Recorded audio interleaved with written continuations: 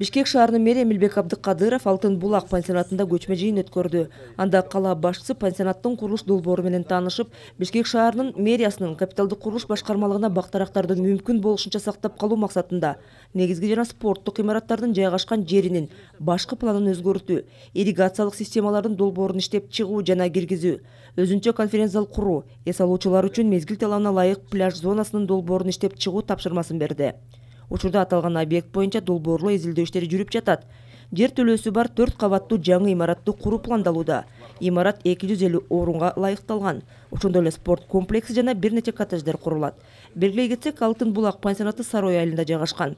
Андагы имарат 1973-75 жылдары пайдаланууга берилген. Андан бери бир да жолу оңдоп түздөөдөн өткөн эмес. Көрүп турасыздар, мына баары тең талкаланып бүткөн.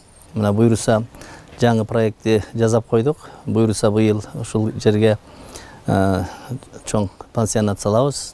Спортивный залы менен зелендерди максимально сактайбыз. Круглый год иштеп турган пансионат болот. Кудай буйруса быйыл ушуну баштап, эмки сезонго ачкандай кылып пландап атабыз. Себеби биздин Бишкек шаарынын кызматчылары да келип ушул жерден келип эс алып, спортсмендерибиз бар, канча деген спорт школдорубуз бар. Ошонун баардыгын келип, баардык шарттар менен конференц зал, спортивный зал, ушундай жакшы жаңы современный пансионат куралы деп пландап атабыз. Буйруса быйыл баштайбыз, бюджеттен акча каралган. Эмки жылы сезонго буйруса ошону ачабыз.